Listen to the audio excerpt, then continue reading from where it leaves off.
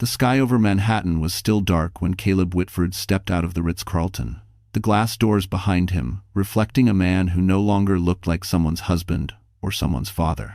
His shirt was half-tucked, his tie was shoved into his pocket, and a faint streak of Sienna Vale's perfume clung to him, sweet, expensive, and unmistakably not his wife's. He lifted his iPhone, squinting at the hour. 5:07 a.m. A thin line of dawn cut across the skyline like a warning he refused to hear. Inside the hotel lobby, Sienna had whispered, "Next time, stay until sunrise," giving him that look like he was the man she wanted him to be, not the man he really was. That was all Caleb ever chased. Admiration, even if it came from the wrong woman.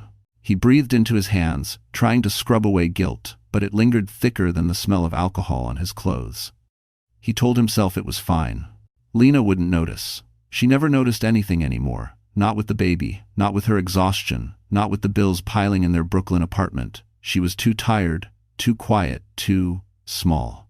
Caleb convinced himself he deserved a night away from all that. A yellow cab splashed through the puddles as he waved it down. During the ride, he rehearsed his excuses. Work ran late. Client dinner. You're overthinking things because of the baby. Lies rolled easily off his tongue these days. He unlocked the apartment door quietly, expecting darkness and silence. Instead, he walked into the soft whimper of his 7-month-old son in the crib. The baby wasn't crying, just awake, waiting. The small hands reached up as if asking a question he couldn't speak yet. Caleb froze, staring at the child who looked so much like Lena. He felt something unfamiliar twist in his chest, a fear he couldn't name. But the true blow came when the nursery door creaked and the baby's gaze drifted past Caleb, searching, expecting, as if sensing who should have walked through that door at dawn. And in that fragile second, before the world shifted for all of them, Caleb heard the first tiny word forming in his son's throat. And it wasn't Dad. Lena Hartman had once believed New York would turn her life into something brighter. She grew up in a small Ohio town where dreams felt too big for the quiet streets. So when she earned her certification as an emergency care technician, she packed 2 suitcases and took the first bus to the city. She imagined long hospital corridors filled with purpose, nights spent helping strangers breathe again, mornings watching the skyline glow like a promise. What she hadn't imagined was standing barefoot in a dim Brooklyn apartment at dawn, her hair matted from a night of rocking a feverish baby, while her husband stumbled and smelling like someone else's world. 7 months ago, Lena had given birth to their son, a soft-eyed boy named Noah. He was her anchor and her undoing, beautiful, fragile, needing more than her exhausted body sometimes had to give. Her maternity leave had drained their savings because Caleb insisted she didn't need to return to work too early. Except now she realized the truth. He didn't want the burden of caring for Noah even for a single night. The apartment around her told a story no one else seemed to see. A pile of unopened bills, a broken lamp Caleb promised to fix but never touched, her hospital badge collecting dust on the dresser, and the baby monitor blinking red because she'd forgotten to charge it again. Traces of survival, not partnership. Lena pressed a hand to her temple as she moved to pick up Noah, kissing the top of his warm head. She whispered, "It's okay, baby. I'm right here." But even she didn't believe those words anymore. In the reflection of the kitchen window, she barely recognized herself. Hollow eyes, swollen from crying too many nights alone. The oversized sweatshirt hiding the body she hadn't learned to accept. The trembling jaw of a woman who had lost more than sleep. Caleb didn't notice the trembling. He never did. He walked past her with that careless confidence, shrugging off his jacket as if the world owed him comfort. "Rough night at work," he muttered, reaching for a bottle of water. Work. She knew the scent of his office, sterile, clean, faintly metallic. This scent, expensive perfume, something floral and sharp, did not belong to any conference room. She didn't confront him. Not yet. Not while Noah's cheek rested on her shoulder. But somewhere inside her, a quiet click echoed, a lock shifting, a threshold crossed. Lena had always been gentle, patient, willing to bend so others didn't break. But motherhood had carved something else into her, an instinct to protect, even if it meant protecting herself from the man she married. As Caleb wandered to the bedroom, Lena held her son tighter. Noah's small fingers clutched her collar, searching, trusting. She kissed his hair again. A decision forming, slow but steady, like dawn rising past the horizon. Because one day soon, something would break. And it wasn't going to be her. Brooklyn had a way of swallowing sound in the early morning, thick, gray, and unmoving, like the city was holding its breath before the day began. Lena stood by the small kitchen window, staring at the skyline far in the distance. Manhattan glowed faintly under the fading night, its towers slicing through the dawn. People over there woke to the smell of fresh espresso and warm croissants. People who lived behind tall glass windows, who never worried about overdue rent or cheap baby formula. But here, in their cramped fourth-floor walk-up, life moved differently. Their apartment always felt a little too cold, no matter how high Lena turned the heater. The wallpaper peeled in thin strips, curls of beige clinging desperately to the walls. The fridge hummed inconsistently, a reminder that it was older than their marriage. The floors creaked at every step, and the lone window that faced the street shook whenever buses rumbled by. Yet this was the place she had tried to build a home in. This was where she had imagined Noah taking his first steps, where she pictured herself returning from long hospital shifts, dropping her bag, and slipping into Caleb's arms. She had believed that even imperfect places could grow love if the people inside them showed up. Now she knew better. On the nights Caleb did come home on time, he was distracted, scrolling through his iPhone, laughing at messages he never explained. When she asked how work went, he'd wave a dismissive hand. Stressful. Don't start.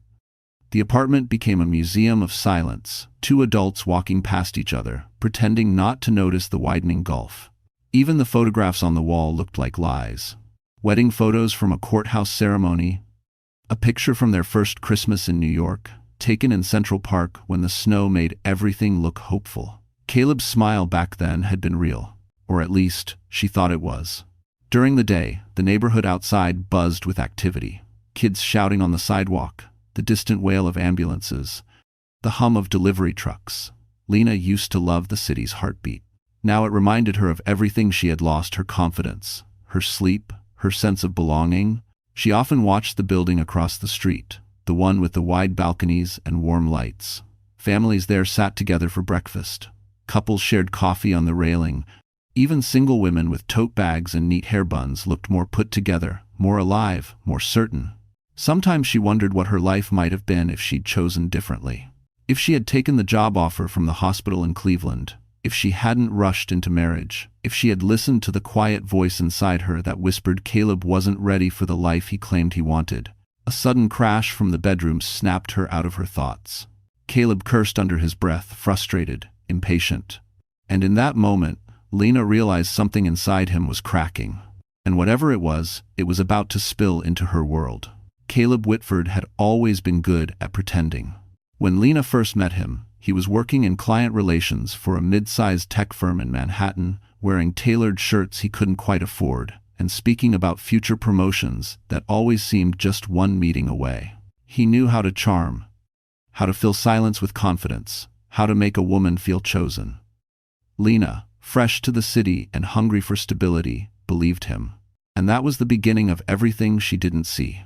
At the office, Caleb cultivated a different identity, one built on smooth lies and curated appearances. He carried a sleek Mont Blanc pen he'd bought on credit, not because he needed it, but because he wanted the room to notice it. His coworkers joked that he lived half on Fifth Avenue, half on fantasy, and though they meant it lightly, there was truth buried there. That fantasy became much easier to maintain the moment Sienna Vale joined the company. Sienna wasn't the type who blended into a crowd. She had the kind of beauty New York rewarded: sharp, polished, expensive. People noticed when she walked into a meeting.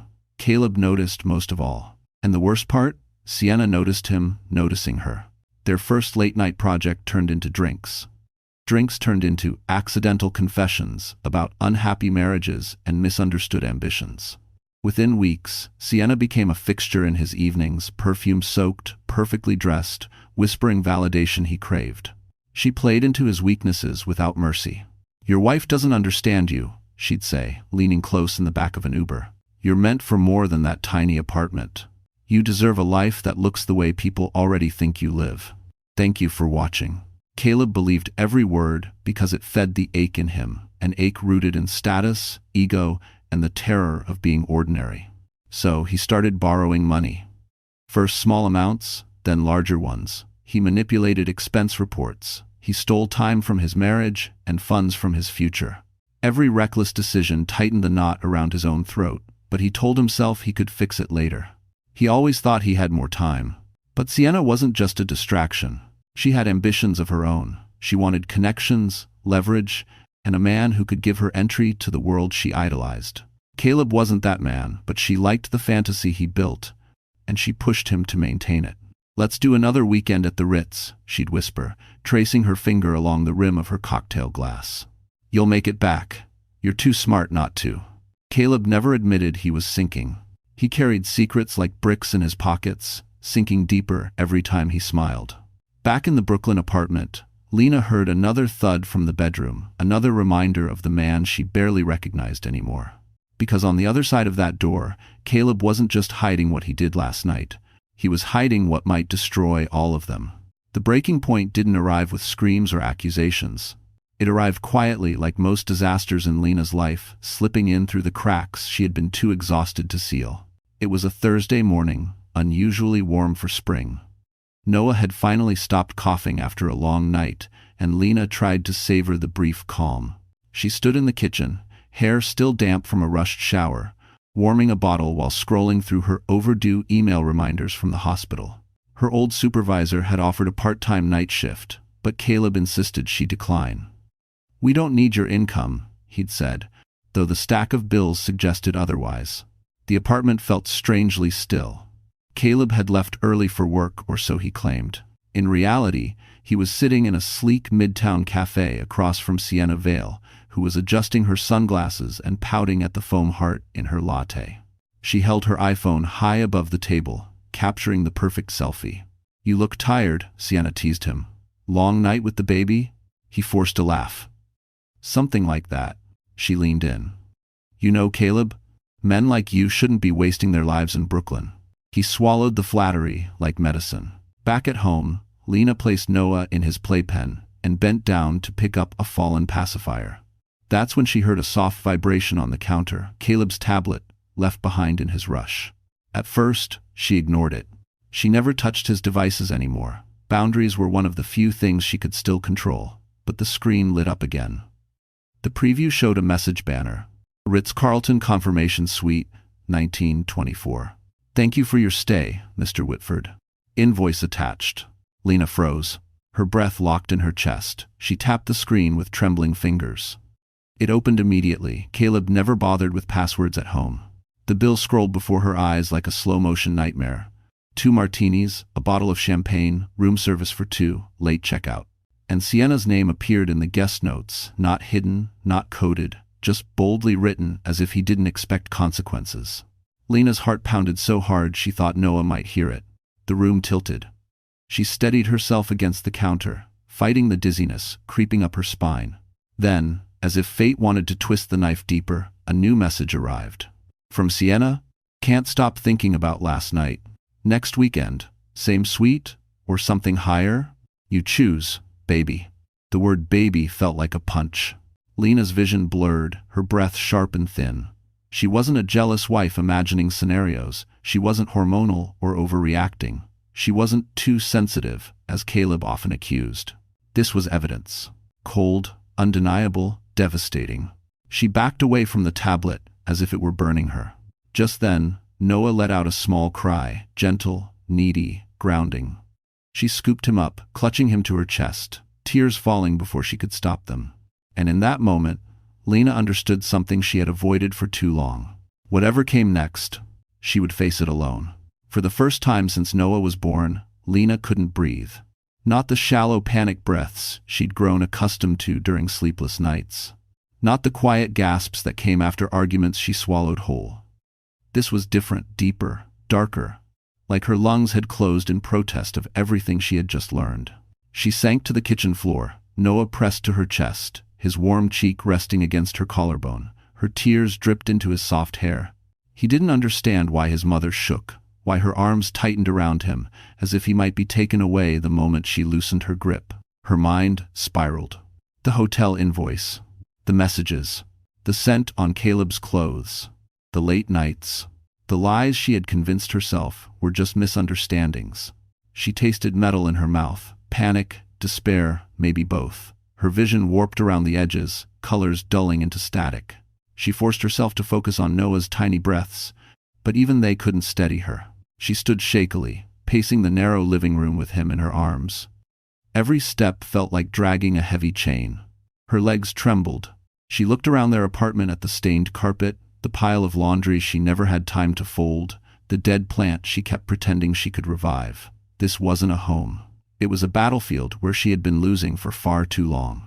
She stumbled toward the bathroom, turning on the faucet to splash cold water on her face. The mirror showed a woman she didn't recognize. Red eyes, trembling mouth, hair sticking to her cheeks. A woman who had bent until she couldn't bend anymore. She whispered, "How did I end up here?"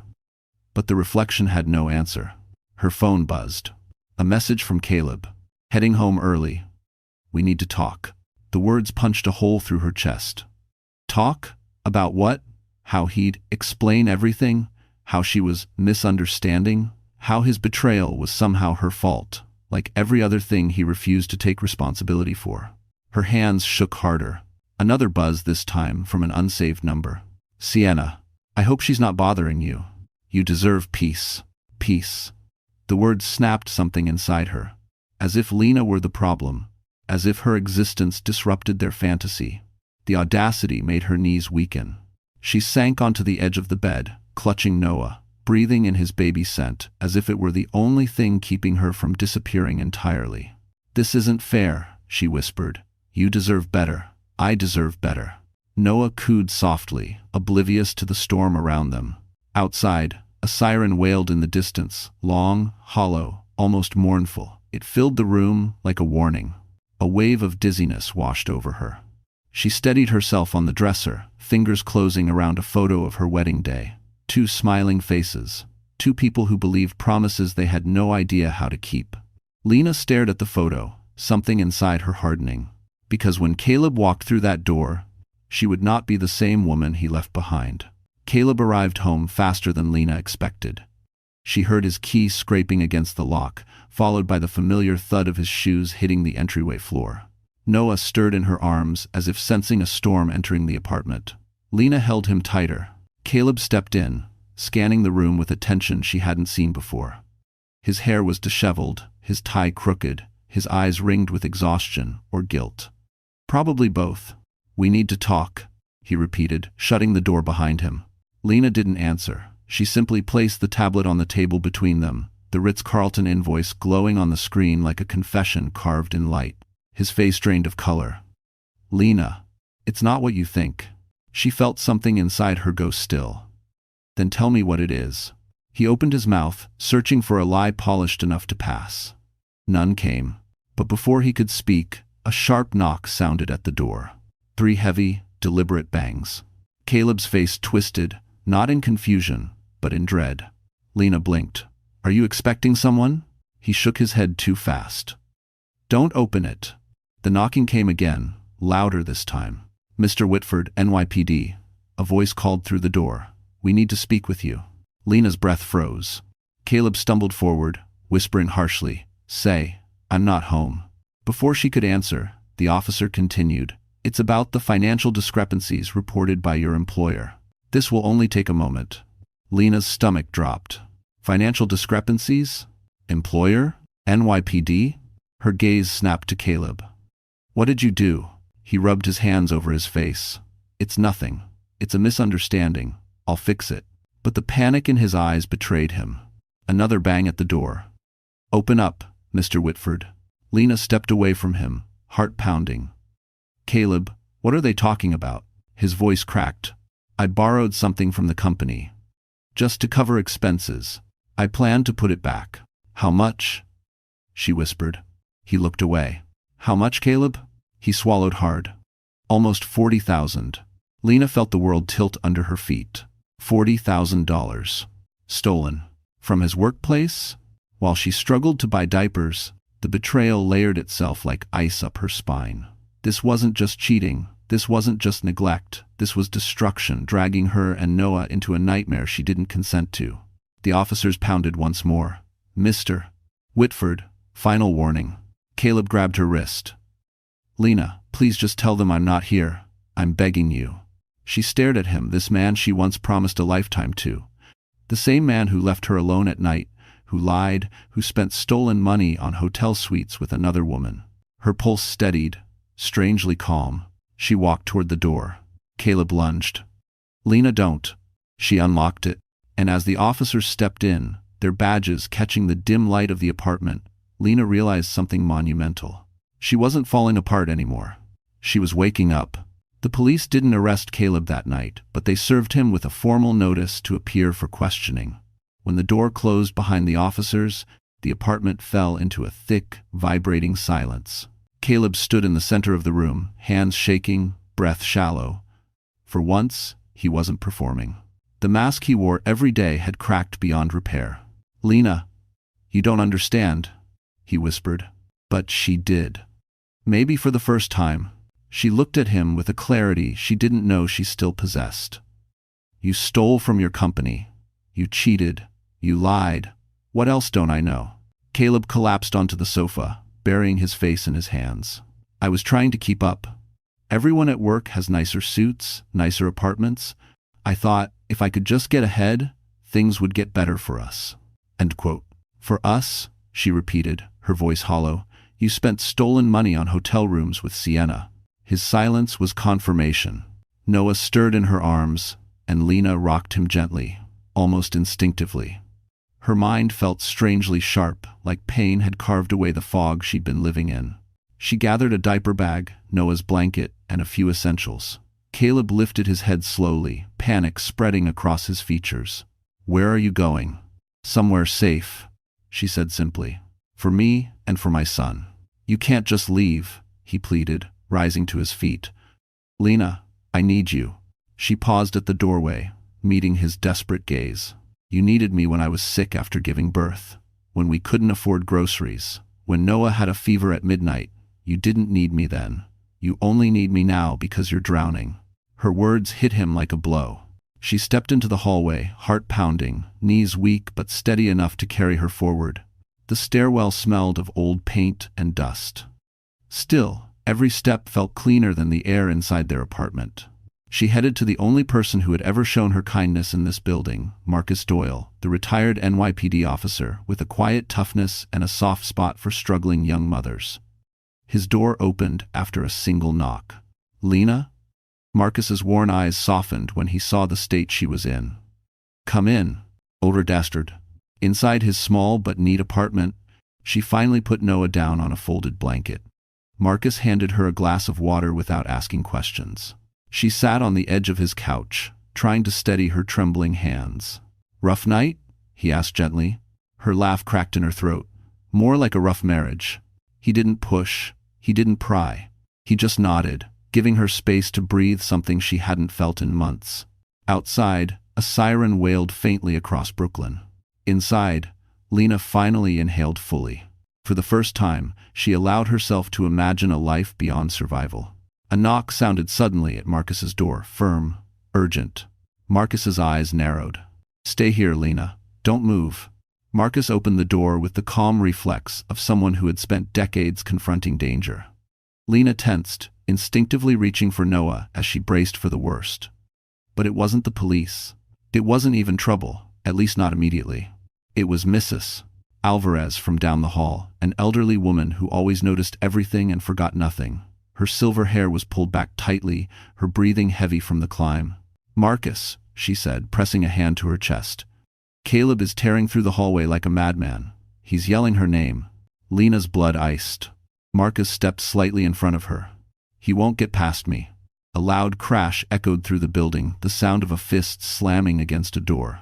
Lena recognized the rhythm of Caleb's panic. 3 heavy strikes, a pause, then more pounding. Lena! His voice cracked. Please just talk to me. Noah startled, his face scrunching, ready to cry. Lena held him close, whispering soothing nonsense, though her own hands trembled. Mrs. Alvarez clutched Marcus's arm. He's out of control. I already called building security. Marcus nodded, jaw tight. Good. He closed the door quietly, locking it. Lena sank into the couch, heart racing. She had known Caleb would react badly, but not like this. Not this quickly, not this scared. Or this dangerous. On the other side of the hall, Caleb kept shouting, "Lena, please, I can explain everything. I'm losing everything. Do you understand? Everything." His voice cracked, devolving into raw, guttural sobs, the kind she'd never heard from him. The kind that told her desperation had finally eclipsed denial. Marcus crossed the room and knelt beside her. "Listen to me. Men like him, men who feel their lives slipping, can be unpredictable. You stay here. You don't open that door unless it's me." Lena swallowed hard. "I never wanted it to get this bad. None of this is your fault," he said, his voice steady, grounding her. "You protected your child. That's what mothers do." Her throat tightened. No one had spoken to her with that kind of respect in years. Outside, security guards were trying to calm Caleb down. His words became fragments, angry, pleading, incoherent. "She's my wife. She can't take my son. Sienna doesn't care about me.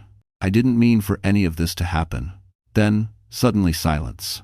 Lena looked at Marcus, fear coiling in her chest. Silence from Caleb was worse than rage. Rage meant he still thought he had control. Silence meant he was thinking, and Caleb's thoughts had already ruined enough lives. Minutes crawled by. Marcus pressed his ear gently to the door, listening. He's gone. But Lena didn't feel relief. She felt dread. Caleb had lost his grip on his job, his affair, his lies, and now on her. Men like that didn't disappear. They regrouped. And when Lena's phone buzzed a few seconds later, she already knew who it was from the number she no longer answered. A single message. "You won't survive without me." Lena's breath caught, because right then, she realized she might not be the only one he was coming for next. For a few hours after Caleb's meltdown in the hallway, the building settled into an uneasy quiet, the kind of silence that comes after a storm but still tastes like rain. Lena stayed inside Marcus's apartment, afraid to open the blinds, afraid Caleb might still be lurking somewhere in the shadows of the old Brooklyn building. Marcus made tea, the faint scent of chamomile drifting through the room. "You're safe here," he reminded her gently. "He won't come back tonight." But Lena knew fear didn't knock once and leave. It lingered. It clung. When Noah finally stopped fussing and drifted to sleep, she laid him on the folded blanket near the couch. His small chest rose and fell softly, rhythmically, unaware of the chaos surrounding him. For a moment, the world slowed. Marcus sat across from her, arms folded. "He threatened you in that message. You need to tell someone." He wondered. "If we avoided him?" Lena stared into her cup. "What would I even say? He'll twist everything. He always does." "Not this time," Marcus said. "You're not alone anymore." His words struck something tender inside her. Just then, Noah stirred. A soft, sleepy whine slipped from him as he pushed himself up clumsily and looked around with wide, searching eyes. Lena moved to pick him up, but Marcus held out a hand. "Let him try," he whispered. Noah wobbled on all fours, blinking at the unfamiliar room. His gaze drifted from the coffee table, to the couch, to the front door. He frowned. Then, with a tiny, breathy voice, he asked, "Where's Mom?" Lena froze. The world seemed to collapse inward, every sound muffled except those two fragile words. Her heart cracked, not from pain alone, but from the purity of what he'd said. His first word, his very first, wasn't "Mama" or "Dada." It was a question a child shouldn't have had to ask. She lifted him into her arms, hugging him so tightly he let out a surprised gasp. Tears blurred her vision, dripping into his soft curls. Marcus looked away briefly, giving her the dignity of privacy, though she knew he had heard it too. No adult in that apartment would forget that moment. Because it wasn't just a milestone. It was a verdict. Noah had already sensed the fracture in their world. He had noticed her absence, even when she was holding him. He had felt her slipping slowly out of the life she'd tried so hard to anchor. Lena kissed his forehead, whispering, "I'm right here, baby. I'm not going anywhere."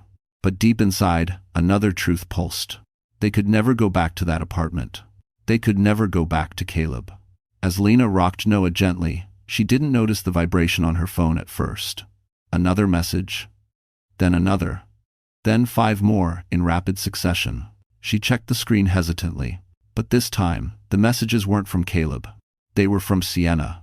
And the last one made Lena's blood run cold. We need to talk. You're in danger too.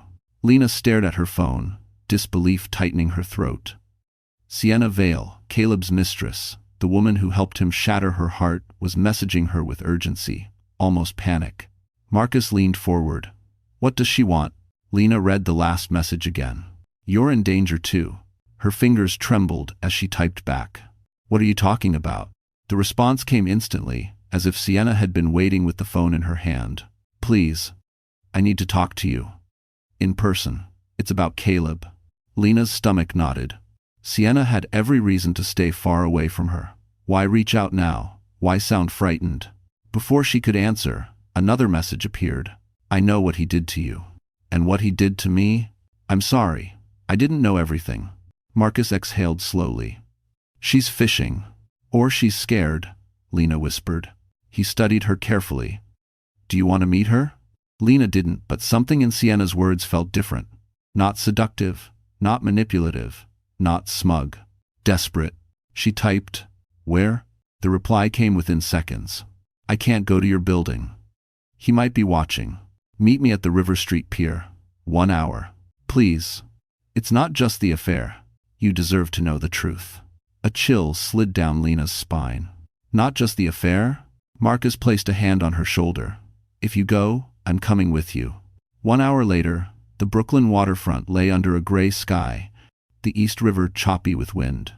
Marcus stayed a few steps behind Lena, scanning the shadows with a trained eye. Lena held Noah close, wrapped in a soft blanket, his head resting against her chest. Then she saw Sienna. But the woman walking toward her wasn't the polished beauty from Midtown. Her makeup was smeared, her hair was unkempt, and her expensive coat hung off her like she'd thrown it on while running out the door. Her eyes, once sharp and calculating, were swollen from crying. Lena, she said, voice cracking. Thank you for coming. Lena didn't answer. She simply waited. Sienna swallowed hard.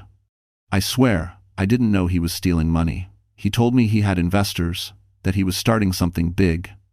I believed him. She hesitated. I believed a lot of things. If you cashed out, Lena's jaw tightened. Whatever he told you, it doesn't change what you did. I know, Sienna whispered. But this isn't about the affair anymore. She reached into her purse with trembling fingers and pulled out a folded document stamped with Caleb's employer's logo. He used my name, she said, on everything. The transfers, the authorizations, the expense accounts. He made it look like I helped him. Lena stared, stunned. Sienna's voice broke. I could go to jail for what he did. Marcus stepped forward. Why come to Lena? Because, Sienna breathed, tears spilling. Caleb said if he goes down, he'll take both of us with him. Lena's heart stopped cold. Sienna wiped her face. And he's not running anymore. He's planning something. Lena's voice trembled. What is he planning? Sienna looked at her with hollow terror. He wants Noah. And he thinks he has nothing left to lose. If you foreman. The wind at the Brooklyn Pier whipped around them, sharp enough to sting. Lena tightened her hold on Noah, pulse racing as Sienna's final words echoed through her skull. He wants Noah. He has nothing left to lose. For a moment, Lena's legs nearly gave out. Marcus steadied her with a firm hand, jaw clenched. Sienna, he said coldly, tell us everything. Sienna wiped her nose with the back of her hand, trembling. After the NYPD came by the office, Caleb snapped. He told me he'd fix it, that he'd make sure I paid for the stolen funds unless I helped him. Then he started talking about custody laws, about how mothers who abandon the home lose rights. He said he had a plan. Lena felt her heartbeat stutter. What kind of plan? Sienna hesitated, eyes flicking to Noah. He said you're unstable, that you have postpartum issues. He said he could prove you're unfit. The words sliced through Lena like a blade. She thought back to every tear she'd wiped alone. Every night she'd trembled in silence. Every moment of weakness she thought no one had noticed. Caleb had noticed, and he had stored it like ammunition. He wouldn't, she whispered. But the truth was deeper. He absolutely would. Sienna looked genuinely remorseful. He recorded you once. During an argument, you were exhausted, crying, saying you couldn't do it anymore. He kept the clip. He said if you left him, he'd use it to take the baby. If you fresh. A nausea unlike anything she'd felt before surged up her chest. Her vision blurred. She had said those words. She remembered that night. Caleb had walked out mid-argument, and she'd collapsed, sobbing, whispering to herself. He had recorded it? Marcus exhaled sharply. That's coercive control. It's illegal in half the country. He's digging his own grave. But Lena didn't feel victorious. She felt hunted. Sienna continued, voice small. He thinks if he gets custody, he can negotiate with the company. Offer to pay them back in installments, using the court-ordered child support he won't have to pay. Lena nearly choked. He would take my child to save himself? Marcus answered before Sienna could. Yes, men like him don't care about the child, they care about winning. The sky darkened above them, clouds rolling across the river like a warning. What do I do? Lena whispered. Marcus's voice was steady. We go to a lawyer. Tonight. We get ahead of him. We protect you and Noah legally before Caleb makes his move. Sienna stepped forward shakily. I'll testify. I'll tell them everything. He used my name on those transfers. I'm not going down for him. Lena studied her. The woman who helped destroy her marriage was now trembling, terrified, offering herself as an ally. Life had a cruel way of twisting the unexpected into necessity. Before Lena could answer, her phone buzzed. A new message. From Caleb. I saw where you went. We're not done. Lena stared at the screen, dread crawling up her spine. And then she realized Caleb wasn't texting from home. He was close. Too close. The moment Lena read Caleb's message, I saw where you went, her skin prickled with cold fear. She looked around the pier, scanning every bench, every shadow, every parked car along the curb. The wind whipped harder, carrying the salt of the East River and something sharper, dread. Marcus stepped closer. He's nearby. Stay behind me. Sienna paled. I didn't know he'd follow me. But Caleb wasn't following Sienna. He was following Lena. Then, from near the abandoned storage building by the waterfront, a figure stepped into the open. Caleb. His hair wild, his jacket half-zipped, his eyes feverish, with something between obsession and unraveling. He spotted them instantly. Lena, he shouted, voice scraping against the wind. Noah jerked in her arms, startled. Lena held him tight, heart racing so fast she felt lightheaded. Caleb stalked toward them, gait unsteady, as if anger alone powered his legs. You ran to him? He spat, glaring at Marcus. Of all people, you think he can save you? Marcus didn't flinch. Turn around and leave, Caleb. Right now. Caleb laughed a broken, frightening laugh. Or what? You'll call the cops? They already think I'm cooperating. He pointed at Lena, voice cracking. But she's trying to take my son. End quote. Lena shook her head, breath trembling. Caleb, stop. You're scaring him. Oh, I'm scaring him? Caleb stepped closer. What about the night you screamed that you couldn't handle being a mother? Remember that? I have proof, Lena. You think a judge won't care about that? Her knees weakened. He wasn't bluffing. He had planned this. Marcus moved between them. You don't get to weaponize her pain. Back, away. Caleb's face twisted. What are you, her bodyguard? You think you know her?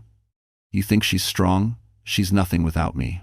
Sienna stepped forward, voice shaking but clear. Caleb, stop. You dragged me into your lies. You forged my name. I'm done protecting you. He turned on her with venom. You? You're nobody. You think anyone will believe your story over mine? Sienna flinched, but Marcus remained steady. Caleb, Lena finally said, voice breaking in quiet strength, I'm done being afraid of you. Tavai. For the first time, Caleb froze not from guilt, but from losing control of the narrative he had clung to for years. His breathing quickened. You don't get to decide this, he whispered. I built this family. I decide how it ends. Then he lunged. Marcus moved fast, grabbing Caleb's arm and pinning it behind his back with practiced precision. Caleb thrashed, screaming, hurling accusations none coherent, all desperate. Noah began to cry, terrified by the chaos. Sienna stepped back, tears streaking down her cheeks. He's worse than I thought, she whispered. Marcus kept Caleb restrained. Call 911, Lena. Her fingers trembled as she dialed. But before she could hit send, Caleb wrenched free with a violent jerk neither of them expected. He stumbled backward, eyes wild, scanning the three of them with a new and terrifying clarity like he had made a decision. A dangerous one, he whispered. If I can't have my life back, None of you will. If you won. And then he bolted toward the street, running straight for someone they didn't see coming. Caleb's sudden sprint toward the street shocked all three of them into stillness for a split second, just long enough for panic to take root. Lena clutched Noah tighter, instinctively stepping back as Marcus muttered, "No, no, no, no, where the hell is he going?" They hurried after him, but Caleb was running with the reckless strength of a man whose last tether to sanity had snapped. His jacket flapped behind him as he barreled toward the busy road where cars rushed past in a blur of headlights and impatience. "Caleb," Lena shouted, "stop." He didn't. He was yelling something she couldn't make out, words swallowed by traffic, desperation, and madness. The river wind whipped around them as horns blared and tires screeched. Marcus reacted first. "Stay back," he yelled, racing forward. But even he wasn't sure he'd make it in time. Caleb reached the curb, stumbling, arms flailing slightly as if he couldn't keep balance. For one terrifying second, it looked like he might throw himself into traffic, ending everything, ending the investigation, ending any chance of holding him accountable. It would have been a tragedy. It would have been an escape. But instead, he turned sharply and ran toward a black sedan pulling up to park. A sedan Lena recognized. Her stomach bottomed out. It was Caleb's brother, Ethan, someone who had always sided with Caleb no matter how ugly things became. Ethan jumped out of the driver's seat, eyes wide. "Get in the car, Caleb, now." Caleb grabbed the door, panting violently. "She's trying to take my son. She's working with them. I need him. I need Noah." Ethan tried to yank him inside. "Lay low. Mom's lawyer is waiting. We can spin this." Lena's blood ran cold. They weren't trying to help him. They were trying to save him at her expense. Sienna whispered, horrified, "He's going to run. He'll disappear before the hearing." Lena shook her head fiercely. "Not with my child. Not ever." But just as Marcus reached the curb, Caleb saw him approaching. Rage flared across his features, raw and animalistic. "You think you can take everything from me?" he snarled. "You think you can keep my family?" Then he lunged not at Marcus, not at Lena, but toward Noah. Time fractured. Lena screamed, jerking backward as Caleb's fingers grazed the blanket wrapped around Noah. His nails scraped fabric, missing her son by inches. Noah wailed, terrified. Marcus slammed into Caleb with full force, pinning him against the side of Ethan's sedan. Ethan shouted, trying to pull Marcus off, but Sienna rushed forward, grabbing Ethan's arm.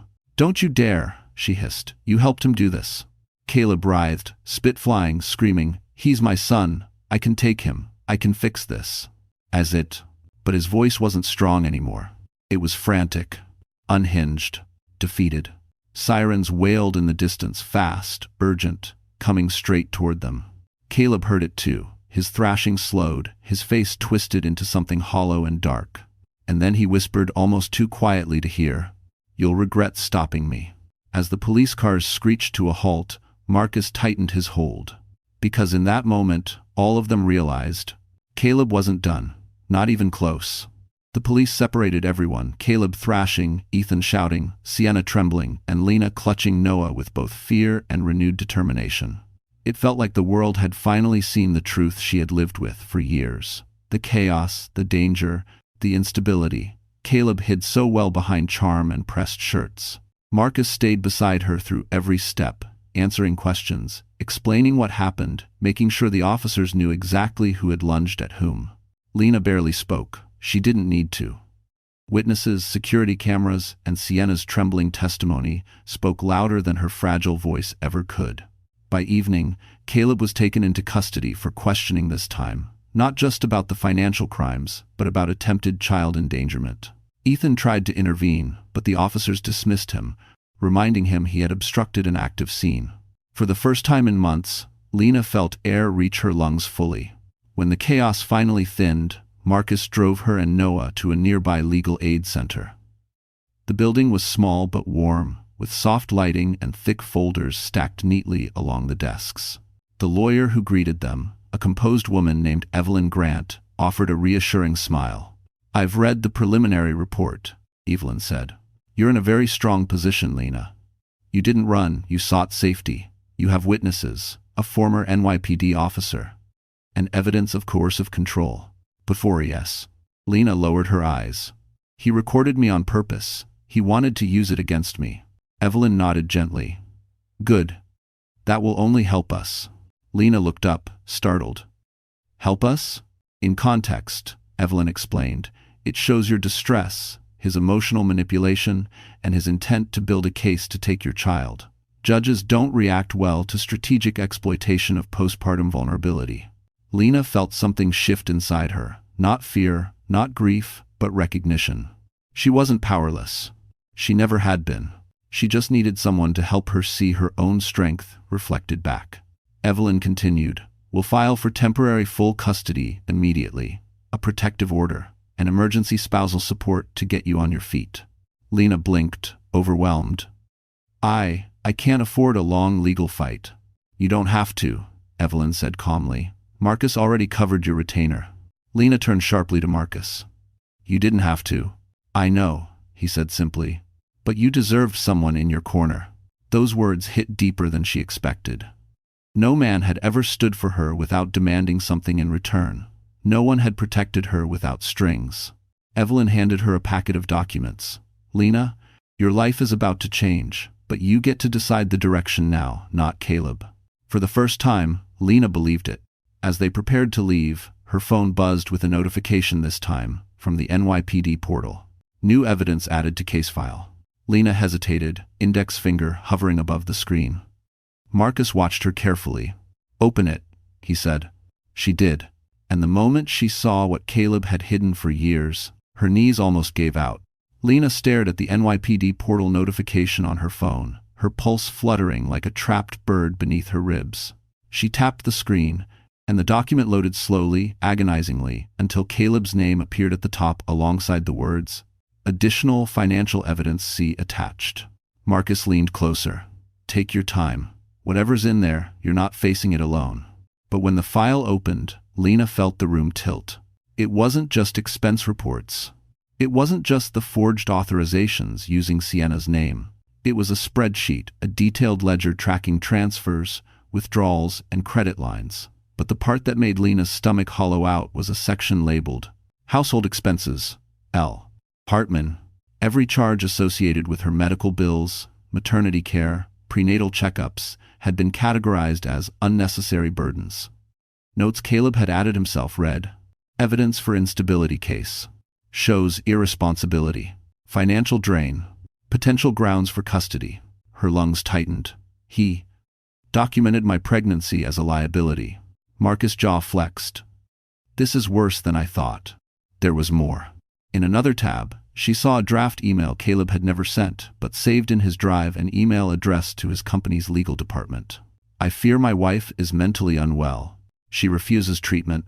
She has violent outbursts. I'm concerned for our child's safety.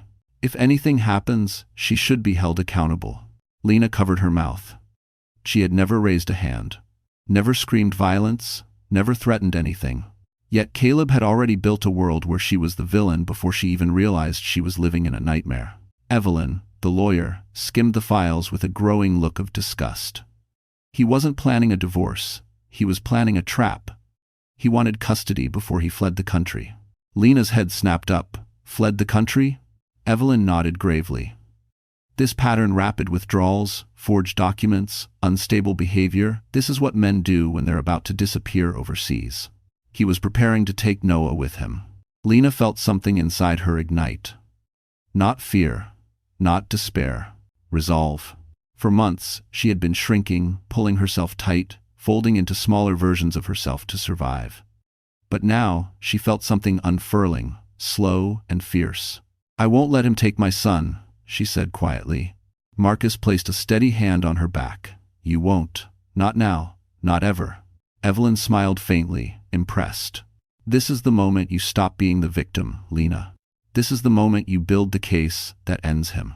Lena exhaled deeply, letting the weight settle but not crush her. She felt taller, steadier, almost like she could see past the fog of the past 7 months. She wasn't the same woman Caleb manipulated. She wasn't the woman who apologized for crying, or for being tired, or for needing help. She was becoming someone else entirely. Then her phone buzzed again, an unknown number. A voicemail, marked as urgent. She pressed play. And when the voice spoke, low and trembling, her blood ran ice cold. Because it wasn't Caleb. It was someone warning her about him. The voicemail played with a faint crackle, like the caller was whispering from inside a storm. Lena held the phone close, Marcus watching her face with tense curiosity. Evelyn, the lawyer, paused her notes. Then the voice came through, shaken, breathless, but unmistakable. Lena. It's Mrs. Whitford. Caleb's mother. Lena's blood froze. I shouldn't be calling, the older woman continued, her voice trembling. But I found something he hid from all of us. Marcus straightened instantly. Evelyn leaned forward. Mrs. Whitford's words spilled out in a rush. Caleb came home last week and took documents from my safe documents about his father's estate. He's planning to use them to claim he's financially stable. Lena, he's lying to everyone. He hasn't told you the whole truth. His father didn't leave him money. He left debts. Dangerous debts. Lena's heartbeat roared in her ears. I tried to confront him, the voicemail continued. He snapped. He said you were going to ruin everything, that he'd rather disappear than lose. He said he'd take the boy if he had to. I'm begging you, protect yourself. Protect Noah. The message ended abruptly. Silence followed, thick and stifling. It was Evelyn who finally spoke. Debts? What kind of debts? Lena stared at the phone, numb. He always said his father left him a cushion, that we didn't need to worry. Marcus shook his head.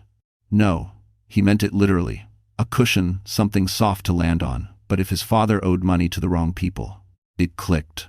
The frantic behavior, the forged documents, the financial theft, the desperation. Caleb wasn't spiraling because Lena left. He was spiraling because time had run out. Evelyn exhaled sharply. This changes the entire legal strategy. If he's involved with creditors or worse, he's a flight risk. The court will want Noah nowhere near him. Lena closed her eyes, holding back a shudder. She thought she'd already seen the worst of Caleb. She was wrong. She had only seen the part he allowed her to see, the part he could still control. Now the real Caleb was showing. A man cornered. A man who believed he was owed everything. A man willing to take a child to save himself. She opened her eyes again, clear, focused, steady. No more running, Lena said quietly. I'm fighting back. Marcus nodded with something close to pride. Then we make a plan. Evelyn pushed a stack of documents toward her. This is your sword and shield, Lena. We file for emergency custody tonight. As the pen touched the paper, Lena felt the last remnants of her old self fall away. She wasn't powerless, wasn't small, wasn't trapped. She was a mother, a survivor, a woman reclaiming her life piece by piece. But as she signed the final page, her phone buzzed again. A text. A location pin. Sent from Caleb's number. Followed by one sentence. You have 1 hour, or everything goes to hell. The location pin glowed on Lena's phone screen, a red marker pulsing with menace. It was an abandoned warehouse lot near the Williamsburg Bridge, a place she recognized from the news. Break-ins, drug drops, the kind of place no one walked alone after dark. Noah whined softly in her arms, sensing the tension radiating from her body. Marcus stepped closer, reading the address. He wants you isolated. He thinks you'll come alone. Evelyn shook her head firmly. You're not going. This is intimidation. We file the emergency custody order and let the police handle him. But Lena felt a shift inside her, something fierce, something long overdue. If I don't show up, he'll escalate. He always escalates. He could disappear with whatever he's planning. And if you go, Evelyn countered, he could disappear with you. Marcus added quietly, or with Noah. The thought chilled her down to bone. But then unexpected salvation arrived. Sienna stepped forward, her hands shaking but her voice steady. I'll go. They all stared at her. He doesn't know I'm with you, she said. He thinks I'm still on his side. I can buy you time. Get him talking. Get him to confess. She swallowed hard. It's the only way to stop him. As Lena stared into the woman's eyes once full of vanity and selfish ambition, now stripped to something raw and human. Why would you risk this? Sienna's voice cracked. Because he ruined my life too. And because I'm tired of helping the villain. Before Lena could answer, Marcus interjected. No civilian is going in alone. If anyone's going inside, it's me, but we do this smart. He reached into a drawer in his apartment and pulled out a small recording device. If Caleb threatens her, confesses, anything will have evidence ironclad enough to bury him in court. The plan came together quickly. Marcus would enter the warehouse with concealed audio. Sienna would approach Caleb first as distraction. Lena and Noah would stay hidden in the car nearby, engine running. Evelyn would notify the police anonymously, so backup was minutes away. But even a good plan can't smother dread. When they reached the warehouse lot, night had fully settled, cold and sharp like broken glass. The building loomed against the skyline, windows boarded, graffiti splashed across the walls. Sienna inhaled shakily. He'll believe me. He always did. Marcus checked the recorder. Stay where he can see you. Don't get within arm's reach. Lena held Noah close, her heart thundering. Be careful, both of you. End quote. Sienna nodded, then stepped into the shadows of the warehouse entrance, calling softly, Caleb? I came like you asked. A silhouette moved inside. Caleb emerged slowly, his face dimly lit by a flickering bulb overhead, wild, unpredictable, dangerous. You came, he said, voice trembling with triumph. Good, because tonight, everything changes. From the car, Lena's breath caught. Because behind Caleb, another figure appeared. Someone Lena never expected. At first, Lena thought the second figure behind Caleb was a trick of the dim warehouse lights, but as he stepped forward, the truth snapped into focus like a punch to the ribs. Ethan, Caleb's brother. The one who had always defended him, the one who had tried to drive him away earlier. The one Lena believed was simply misguided, not dangerous. But Ethan's face tonight wasn't worried. It was cold, calculated, too calm for the chaos surrounding them. Sienna stiffened. Ethan, what are you doing here? He ignored her. Caleb gave a strained laugh. See? I told you I had help. He gestured wildly. My brother understands. My family sticks together. But Ethan didn't move toward Caleb. Instead, he slid something from his jacket, a folder thick with papers. Marcus tensed immediately, expecting a weapon, but Ethan only held them loosely at his side. Caleb, Ethan said quietly, stop talking. Caleb frowned. Why? We're fixing this. Ethan's jaw tightened. No, you're sinking, and I'm done drowning with you. Caleb blinked, confused, then furious. What are you saying? Ethan looked briefly toward Sienna, then to the parked car where Lena hid, unaware that she was visible in the faint reflection of a broken window. His voice dropped. I'm turning everything over to the investigators. Caleb staggered back. What? Ethan, no. You said you'd help me. I said I'd help you if you were honest.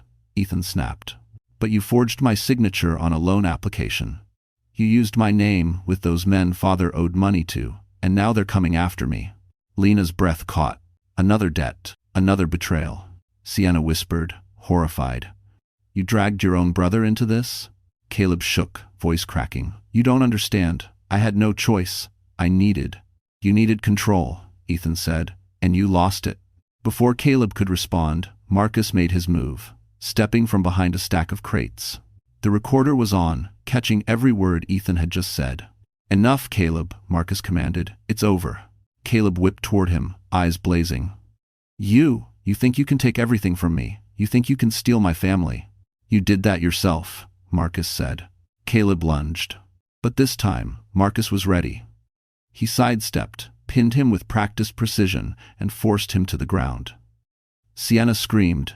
Ethan didn't move. He just watched with the resignation of someone who had already accepted the end. Sirens wailed in the distance, loud, close, urgent. NYPD. Backup arriving. Caleb thrashed wildly, spitting incoherent curses. Lena, tell them you love me. Tell them I'm a good father. From the car, Lena stepped out slow, steady, holding Noah against her chest. The baby whimpered softly, sensing the tension. Marcus glanced at her. You don't have to say anything. But Lena did. Caleb froze as she approached. Tears streaked her cheeks, but her voice didn't shake. You were supposed to protect us, she whispered. And instead, we needed protection from you. Caleb broke completely, his face twisted into something raw and monstrous. You'll regret this, Lena. A spotlight hit them as police cars screeched into the lot. Officers poured out, shouting commands. And as they moved in, Ethan did something none of them saw coming. Ethan stood frozen under the flashing police lights, the folder still in his hand. The officers shouted commands, Caleb roared against the pavement, and Sienna clutched her coat as if the world were collapsing under her feet.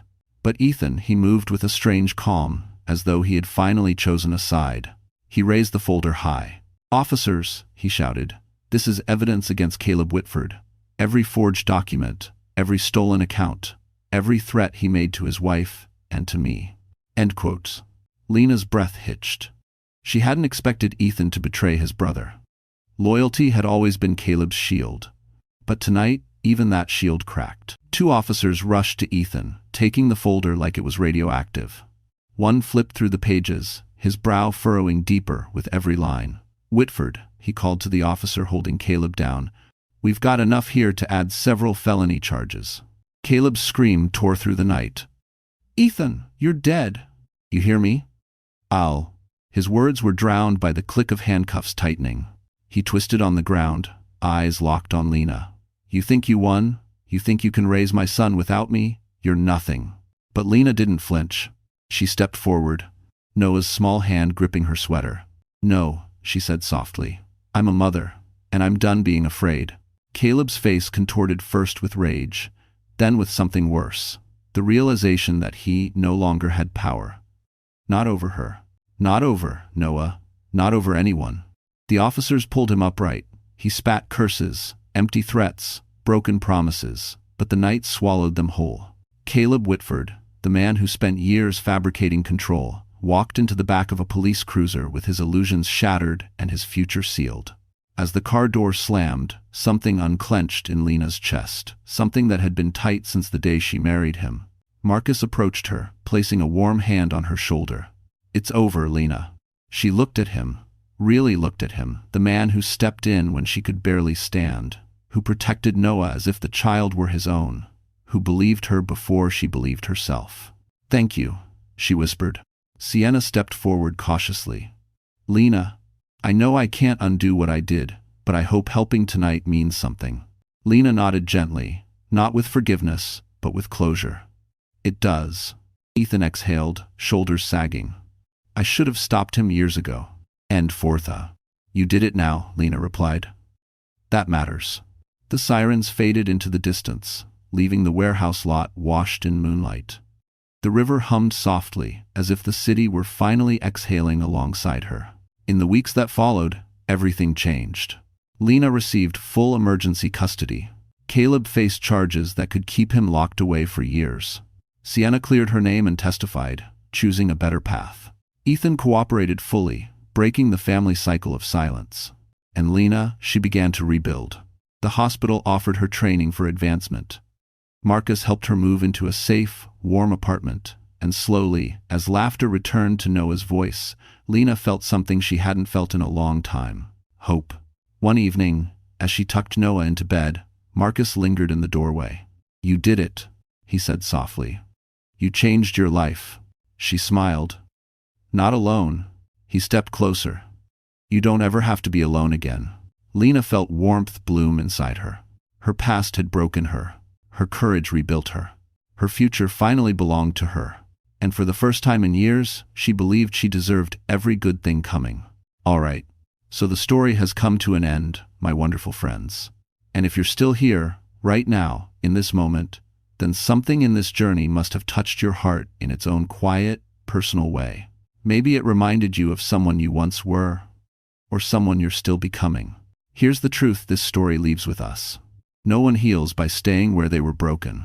As Marcus Aurelius wrote, what stands in the way becomes the way. Pain isn't the ending, it's the beginning of who we choose to become next. Lena's journey shows that courage isn't loud. Sometimes, it's just waking up one more time, choosing to stand again, choosing to walk forward even when everything behind you is still burning. And you, yes, you watching this, carry that same strength, even if you don't feel it every day. Remember, you deserve safety.